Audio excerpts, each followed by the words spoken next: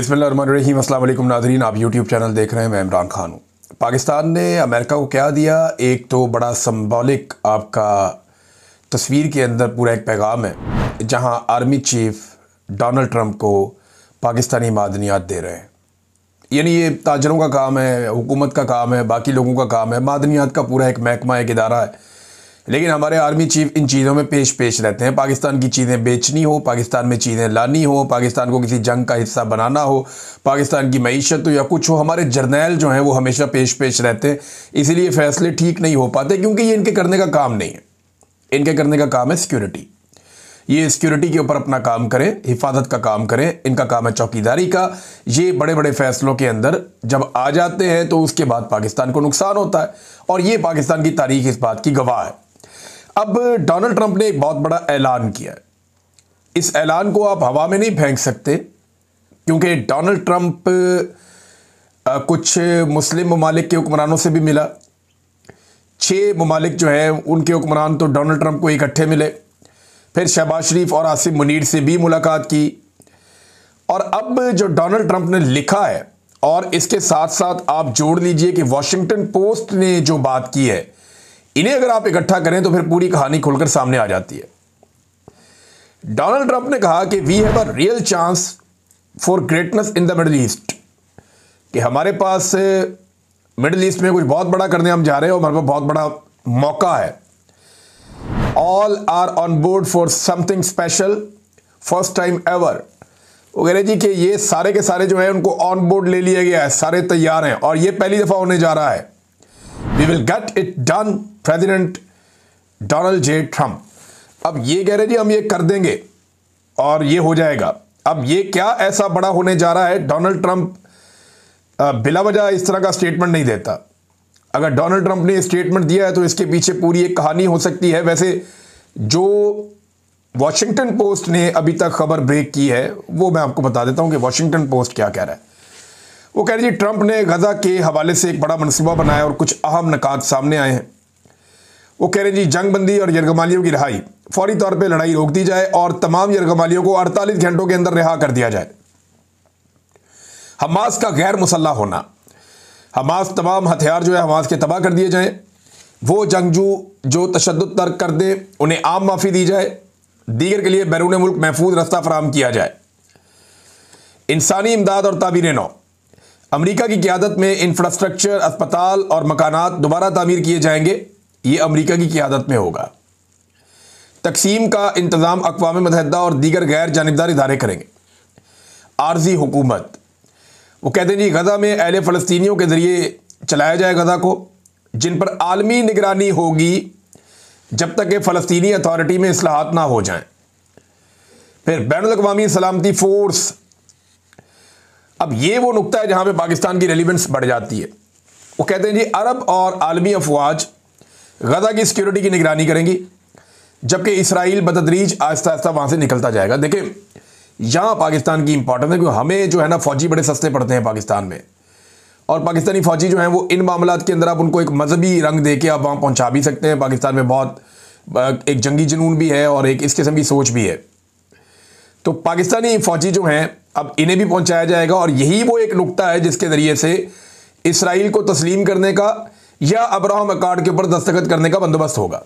ये देखें 2 दिन पहले मेरे दोस्त ने मुझे ये इत्तला दी थी, मैंने ये खबर आप तक 2 दिन पहले पहुंचाई थी। अब 2 दिन के बाद डोनाल्ड ट्रंप ने जो बात की उसके ज़रिए से चीज़ें सामने आना शुरू हो गई हैं।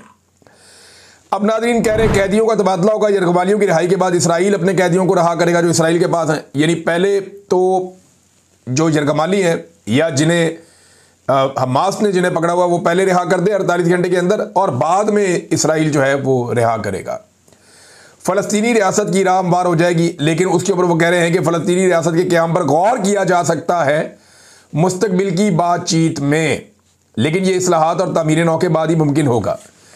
अब ट्रंप का फार्मूला ये है कि सबसे पहले बंदे छुड़ाओ इसराइल के, जंगबंदी करवाओ, फिर वहाँ पर अपने बंदे घुसाओ, फिर वहाँ पर तामीर नौ के नाम के ऊपर सारे लोग आ जाएँ, एक वहाँ पे अबूरी हुकूमत बना दी जाए अपनी पसंद की, यानी जो लोग पसंद हैं उन पर मबनी एक हुकूमत बना दी जाए, और फिर एक फ़ौज वहाँ पे पहुँचाई जाए जो वो सारा इंतज़ाम संभाले, और इसराइल निकलता जाए और वो फौज कंट्रोल कर दी जाए और उस फौज के अंदर पाकिस्तानी फौजी भी होंगे, और इसी बुनियाद के ऊपर ऐसा लगता है कि पाकिस्तान शायद अब्राहम अकॉर्ड के ऊपर दस्तखत कर देगा। और पाकिस्तान के अंदर मौलवी पता है क्या कह रहे होंगे? मौलवी कह रहे होंगे इससे बड़ी सआदत क्या हो सकती है। वैसे मैं हैरान होता हूं कि इन अमेरिका की चाकरी में देखें, एस्टेब्लिशमेंट देखो तो कोई कसूर नहीं, अगर वो ये कर जाती है इसराइल को तस्लीम कर ले तो कोई कसूर नहीं है एस्टेब्लिशमेंट का, वो यही करते हैं। पाकिस्तान की एस्टेब्लिशमेंट ने हमेशा अमेरिका की चाकरी की है, उनको कभी ना नहीं बोला, ये उनका बड़ा अच्छा रिकॉर्ड है। तो एस्टेब्लिशमेंट से तो कोई गिला शिकवा है ही नहीं। ये तो उन बेशरम मौलवियों की बात है जो मजहब को बेचते हैं, या मजहब बेचने वाली मजहबी सियासी जमातें जो है उनका मुहासबा अवाम को करना चाहिए कि तुमने सारी जिंदगी में क्या चूरन दिखाया, उन्हें आईना दिखाया अवाम कि जनाब आपने हमेशा मजहब बेचा, देखो बेशर्मो तुम, यानी जो सौदा तुम कौम को हमेशा बेचते रहे हो वो सरेआम पड़ा हुआ बाजार में, अब देखो क्या हो रहा है। और इस वक्त जब तुम्हारे खड़े होने का वक्त है तो तुम सजदे में गिरे पड़े हो। यानी इमरान खान साहब के ऊपर सारी जिंदगी इन मजहबी सियासी जमातों में और इन बेशरम मुल्लाओं ने यह इल्जाम लगाया कि वो आदमी जो है वो ये कर देगा वो कर देगा। अब वो सारा कुछ होता हुआ दिखाई दे रहा है, इनकी जबान नहीं खुल रही। मैं तरीके लब्बैक की बात कर रहा हूं, तरीके लब्बैक वाले किधर है? इमरान खान के खिलाफ तो फतवे लेके डंडे लेके सड़कों पे आ जाते थे, तलवारें लेके बंदे आ जाते थे, लेकिन आज कोई भी नहीं आ रहा। बिल्कुल ठंड प्रोग्राम है। ये जो अभी एक खातून है जो इसराइल की बहुत हमायत करती रही हैं, बड़ी प्रो इसराइल है, और ये उनकी राय है। देखें, अगर कोई इसराइल की हमायत करता है तो ये उसकी राय है, मुझे उसकी राय का भी एहतराम है, क्योंकि मैं एक जमहूरी आदमी हूं। मैं ये कहता हूं सबको अपनी अपनी बात करने का हक होना चाहिए। जो बंदा जो बात करना चाहता है वो करे बात। हाँ, लेकिन कुछ चीज़ें ऐसी हैं जहां पे आपका लॉक लग जाता है, जैसे कि खुदा न खास्ता तौहीन नहीं करनी चाहिए किसी मज़हब की, किसी की दिलादारी नहीं करनी चाहिए, हाँ ये चीज़ें नहीं करनी चाहिए। लेकिन ये खातून क्योंकि ये कहती हैं कि इनको बहुत ये प्रो इसराइली हैं, या इन्हें लगता है कि पाकिस्तान को इसराइल को तस्लीम करना चाहिए और नेतन्याहू की फ़ैन है, तो मुझे तो कोई प्रॉब्लम नहीं। लेकिन ये मौलवी जो इमरान खान साहब के नेड़े से कोई बंदा गुजर जाता था तो खप डाल देते थे, आज आप देखें मुंह में दही जमा के बैठे हुए, बात ही नहीं करते, बोलते ही नहीं है। फजल रहमान साहब किधर गए? जमात इस्लामी किधर गई? मदहब का चूरन बेचने वाले सारे लोग कहाँ गए? कहीं भी नहीं गए। अब इसराइल पसंद खातून के ऊपर इन्होंने एक जुमला नहीं बोला। फील्ड मार्शल साहब जो है वो मादनियात अमेरिका को दे रहे हैं, इसके ऊपर उन्होंने कोई बात नहीं की। अब्राहम अकॉर्ड के ऊपर बातें हो रही हैं, इन्होंने टके का कोई स्टेटमेंट नहीं दिया। पिछले दिनों वफाकी वुज़रा बैठ बैठ के टीवी पे कह रहे थे। मैं ये नहीं कह रहा ये गलत है या सही है, मैं ये कह रहा हूं कि ये मौलवी हमेशा से गलत थे। इन्होंने हमेशा कौम को चूरन कोई और बेचा और बाद में गेम कोई और डाली। और ये मुल्ला मिलिट्री अलायंस है, हमेशा से ये इकट्ठे मिले हुए हमेशा से। अब ये कहेंगे जनाब ये तो हमारे लिए बहुत बड़ी सआदत है कि हमने जनाब ये एक दस्तखत कर दिया और इसके बदले में अब हमारी फौज वहां पहुंच गई है जहां इस फौज को पहुंचना था। तो ये तरीका तो नहीं बताया था आपने, तो बताया था कि जनाब काले झंडे होंगे और वो ऐसे करके जाएंगे और तैयारे पहुंचेंगे। और 12 मिनट के अंदर भी, थोड़े दिन पहले एक मौलवी बैठा हुआ कह रहा था, मौलवी मिलिट्री था, टीवी पे बैठा हुआ कह रहा था 12 मिनट में इसराइल को तबाह बर्बाद करके खत्म कर देंगे हम। इस किस्म की कहानियां जो है वो पाकिस्तानी टीवी चैनल्स के ऊपर इन्होंने सुनाई हैं। तो मुल्ला मिलिट्री अलायंस ने जितना नुकसान पाकिस्तान को पहुंचाया उतना किसी ने नहीं पहुंचाया। अब जहां से ये मादनियात निकलती हैं, जहां से मादनियात इकट्ठी की जाती हैं, वहां पे 4 जवान बच्चे शहीद हो गए एक मरतबा फिर। अब एक तरफ गंडापुर कहते हैं कि ऑपरेशन कोई नहीं करने दूंगा मैं, ऑपरेशन हो नहीं सकता, ऑपरेशन होना नहीं। तो ये क्या हो रहा है? रोजाना की बुनियाद पर लाशें गिर रही हैं, लोग एहतजाज कर रहे हैं, उनका नमाज जनाजा देखिए कितने ज्यादा लोगों ने आकर पढ़ा है। इस तरह के वाकयात को रोकना चाहिए। यहां के लोग अमन के हकदार हैं, अमन दिया जाए और ये मादनियात निकलनी चाहिए। ऐसा नहीं है कि मादनियात यहीं पड़ी रहे, लेकिन मकामी लोगों को अगर फायदा ना हो तो मादनियात निकालनी क्यों है फिर?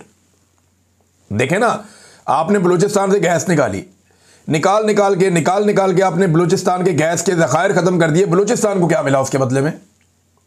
आपने बलूचिस्तान से कॉपर निकाला, सोना निकाला, वो मादनियात निकाल के आपने ट्रकों के ट्रक कंटेनर्स रोजाना की बुनियाद पे भर के आपने भेजे पाकिस्तान से बाहर। बलूचिस्तान के लोगों को क्या मिला? कुछ नहीं। आपने बलूचिस्तान में कोयला निकाला, आपने इतना कोयला निकाला और इतना कोयला पूरे पाकिस्तान के अंदर पता नहीं कहां आपने भेज दिया। रॉ मटेरियल निकाला आपने बेशुमार बलूचिस्तान से, दुनिया कहां से कहां पहुंच गई, बलूचिस्तान को क्या मिला? कुछ भी नहीं। मैं ये नहीं कह रहा कि ये चीजें निकालनी नहीं चाहिए, ये अल्लाह ताला का तोहफा है, ये निकालना चाहिए। अमेरिका निकाले, आगे सऊदी अरब निकाले, बरतानिया निकाले, दुनिया के सारे मुल्क, बड़ी बड़ी कंपनियां आए आके ये काम करें। लेकिन मेरा कहना यह है कि जब भी एस्टेब्लिशमेंट डील करती है, इस तरह के किसी सौदे को वो एस्टेब्लिशमेंट डील करती है, तो मकामी लोगों को कुछ नहीं मिलता। जब भी कभी एस्टेब्लिशमेंट या मिलिट्री एस्टेब्लिशमेंट डील मारती है मादनियात की, तो उसमें एस्टेब्लिशमेंट को तो कुछ मिलता होगा, मकामी लोगों को कुछ नहीं मिलता। मेरी गुजारिश यह है कि ये काम जरूर करें। ये बहुत अच्छा है, फवाद चौधरी ने इसकी तारीफ भी की है कि बड़ी अच्छी बात है, लेकिन ये आर्मी चीफ के करने का काम नहीं, जिनका काम है वो करें। दूसरी बात यह है कि जनाब, ये मादनियात तभी काम आएगी जब मकामी लोगों को रोजगार मिलेगा, जब मकामी लोगों को तालीम मिलेगी, जब मकामी लोगों को अच्छा इलाज मिलेगा, जब मकामी लोगों का मेयार ज़िंदगी बुलंद होगा, जब वहाँ सड़कें बनेंगी, पार्क बनेंगे, अस्पताल बनेंगे, कम्युनिटी सेंटर बनेंगे और उनको आला तालीम भी मिलेगी, उनके लिए बहुत सारे मौके होंगे, फिर तो फ़ायदा है, फिर तो बहुत फ़ायदा है। लेकिन जब मकामी लोगों को आपने कुछ नहीं देना, उनको लाशें ही देनी हर थोड़े अरसे बाद, जैसे ये 4 बच्चे शहीद हो गए, तो इसका कोई फ़ायदा नहीं होगा, उल्टा इसका नुकसान होगा। शहबाज शरीफ साहब नादरीन, बजाय इसकी कि पाकिस्तान का एक इमेज बिल्डिंग करते यूनाइटेड नेशन में, वो वहाँ जाकर दुनिया को एक नया डरावा दे रहे हैं। यानी पाकिस्तान से दुनिया को डरा रहे हैं कि अगर हम इन दहशतगर्दों को ना रोके जो पाकिस्तान में है, तो ये लंदन और न्यूयॉर्क में दंदनाते फिरेंगे। अंदाज़ा करें आपका वज़ीर आज़म क्या हरकतें कर रहा है। यही काम किया था परवेज़ मुशर्रफ ने। परवेज़ मुशर्रफ ने पूरी दुनिया को कहा था कि हम तुम्हारे लिए पाकिस्तान में जंग लड़ रहे हैं, और फिर पाकिस्तान में इतनी जंग लड़ी कि 90,000 लाशें पाकिस्तान में पड़ी हुई हैं। पाकिस्तानियों के कंधे थक गए लाशें उठा उठा के, और अभी तक लाशें गिरने का सिलसिला जारी है। रोज़ाना फौजी शहीद हो जाते हैं, पुलिस वाले शहीद हो जाते हैं, आम शहरी शहीद हो जाते हैं। यही चूरन परवेज़ मुशर्रफ ने बेचा था सिर्फ पैसा इकट्ठा करने के लिए। पैसा तो आ गया था, लेकिन लाशें गिरने का सिलसिला नहीं रुक रहा। दुनिया को डराओ कि जनाब बहुत दहशतगर्द हैं, अगर हमने इनसे ना लड़ाई की तो ये आपके मुल्कों में पहुंच जाएंगे, ये करके। अब जब आप दुनिया को ये कहेंगे कि पाकिस्तान में ऐसे दहशतगर्द हैं जो बरतानिया में और अमेरिका में आ सकते हैं, तो वो क्या पाकिस्तानियों को वीज़े देंगे इसके बाद? वो तो कहेंगे पता नहीं, इनका अपना वज़ीर आज़म कहता है कि दहशतगर्द आ सकते हैं। वैसे हद दर्जे की बेवकूफ़ी है, मुझे समझ नहीं आती ये क्या चक्कर है इनका। आज तक हम भुगत रहे हैं जो मुशर्रफ ने किया, और ये उसी रास्ते पे चल रहे हैं दोबारा से, वही ब्लैकमेलिंग, वही टैक्टिस दोबारा इस्तेमाल कर रहे हैं। नाज़रीन, ये जो एक खातून वाला मसला था जो बहुत उठ गया था, वो अब ज़्यादा ही उठता चला जा रहा है। उसमें नईम पंजूता साहब की एक ट्वीट है, इस ट्वीट को आप पढ़ें तो आपको आइडिया हो जाएगा। उन्होंने कहा जी, शमा जुनेजो जो एक सरीह प्रो इसराइल और छोटी सतह की ट्रोल समझी जाती हैं, अचानक 2022 के बाद पाकिस्तान का सबसे बड़ा सिविल अवार्ड कैसे इन्होंने पा लिया। सबसे बड़ा सिविल अवार्ड इनको मिला पाकिस्तान का। अक़वाम मुत्तहिदा में फार्म 47 वाले वज़ीर आज़म के बिल्कुल पीछे नशिस्त कैसे मिली, और वज़ीर आज़म के सरकारी जहाज़ पर इनके साथ सफ़र का मौका कैसे मिला, वज़ीर आज़म वाले होटलों के अंदर ये ठहरी, वो खुफिया सरकारी दस्तावेज़ात के साथ क्या कर रही थी। ये बड़े अहम सवालात हैं। अब जो शमा जुनेजो साहिबा हैं, उन्होंने कुछ पॉइंट उठाए और कुछ ऐसी चीज़ें उन्होंने बताई जो हैरान कुन है। ये नहीं, उन्होंने ख्वाजा आसिफ को, वज़ारत ख़ारजा को और सबको झूठा साबित कर दिया। ये नहीं, अब ये आपस में ही लड़ रहे हैं। और इंटरेस्टिंग बात यह है कि जो सारे मिलकर कहते थे इमरान खान जो है वो इसराइल का एजेंट है, या बाद का यहूदी एजेंट कह देते थे, वो सारे अपनी अपनी इज्जत छुपाते फिर रहे हैं, सफाइयाँ देते फिर रहे हैं, और इमरान खान ने एक भी स्टेटमेंट नहीं दिया, कुछ भी नहीं कहा उसने। इन्होंने खुद अपने आप को एक्सपोज कर दिया। अब एक दूसरे को बुरा कह रहे हैं, वो उससे जान छुड़ा रहा है, वो उससे जान छुड़ा रहा है, वो उससे जान छुड़ा रहा है। ये जरा पहले खातून की आप ट्वीट देखिए। उन्होंने कहा, मैं पिछले कई महीनों से पाकिस्तान और वज़ीर आज़म साहब के लिए काम कर रही थी। पाक भारत जंग के दौरान मेरे पॉलिसी ब्रीफ्स, एडवाइस और पॉइंट्स सब कुछ रिकॉर्ड का हिस्सा है और महफूज है। मुझे वज़ीर आज़म साहब ने अक़वाम मुत्तहिदा की तकरीर लिखने का टास्क दिया और ख़ुद वफ़द का हिस्सा बनाया। मेरा नाम बाकायदा एडवाइज़र्स के तौर पर शामिल किया गया और मेरा सिक्योरिटी पास भी इसी हवाले से इशू किया गया। मैंने उनकी टीम के साथ मिलकर दिन रात काम किया। मैंने उनके साथ सफ़र किया, उनके और उनकी टीम के साथ एक ही होटल में क़याम किया, उनकी बिल गेट जैसी आम तरीन साइडलाइन मीटिंग्स का हिस्सा बनी और जिनकी फुटेज टीवी पर भी आई। क्लाइमेट कॉन्फ्रेंस में वज़ीर आज़म साहब के पीछे मैं और इसहाक डार साहब इकट्ठे बैठे हुए थे, जिनकी मिनिस्ट्री ने मेरे बारे में ट्वीट किया कि मैं वफ़द का हिस्सा नहीं थी।